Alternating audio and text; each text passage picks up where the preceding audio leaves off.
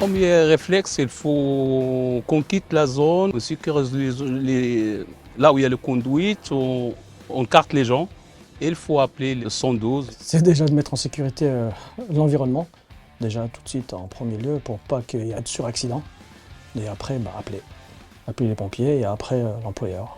Et après Gaz de France et ainsi de suite. Tout un protocole en fait.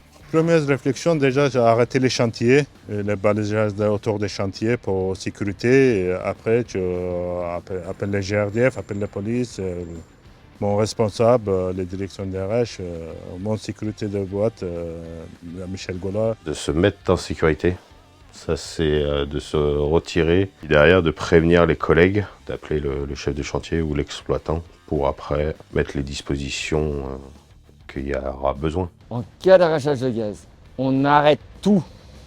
On va appliquer la règle des 4 A. Donc arrêter, alerter, accompagner, accueillir. On va d'abord arrêter tout engin, alerter GRDF, notre direction, espacer les gens le plus loin du trou pour les protéger et on va accueillir les secours et GRDF. Maintenant, oui, c'est dur à se mettre dedans, parce qu'avant on ne faisait pas à l'époque. Donc c'est très très dur de mettre ça au point. Ben on va y arriver. Et oui, les ferrailles, les plans, bois, les papiers, les plastiques, c'est tout le temps c'est trié, oui. Soit le grand chantier avec le bennes, petit chantier avec les big packs, tu ramasses et chaque jour tu essaies de ramasser pour trier tous les déchets. De toute façon on le fait. On a Boris aussi pour nous tirer les oreilles. Quand on fait nos tris, les cartons ça part. Et...